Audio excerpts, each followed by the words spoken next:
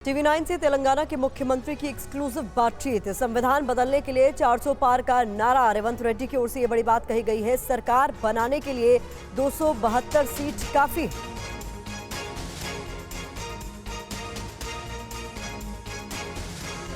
तो रेवंत रेड्डी जी, आपने बोल रहे हैं कि कॉन्स्टिट्यूशनल का जो रिजर्वेशन के बारे में बहुत सारे एलिगेशंस कर रहे हैं।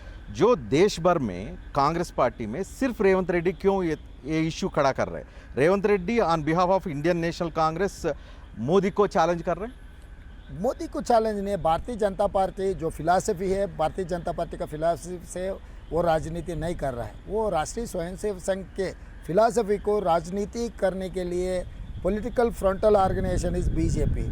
तो आरएसएस एजेंडा में जो है triple talaq, 370 article, citizen amendment act, uniform civil code, ये सब सारे लागू कर दिए।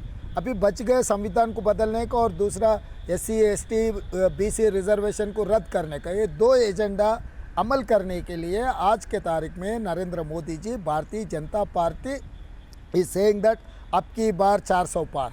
क्यों 400 का ज़रूरत है? सरकार बनाने के लिए तो 273 मोर देन एनफ। 400 इसीलिए ज़रूरत है कि ये लोग संविधान को बदलना है तो 2/3 मेजॉरिटी का ज़रूरत है।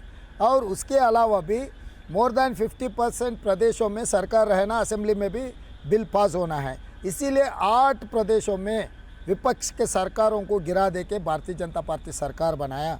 इसीलिए संविधान बदलने के लिए बहुत बार कह चुके हैं उनके नेतागण। और इसके अलावा आपको मैं याद दिलाना चाहता हूँ, 2000 KR Narayanan president of India, उनके बजट स्पीच में लगवाया था कॉन्स्टिट्यूशन बदलने का। और अटल बिहारी वाजपेयी जी फरवरी 21, 2000 गैजेट नोटिफिकेशन दिया हुआ है। He has appointed justice Venkatachaliah commission to change संविधान का बदलने के लिए।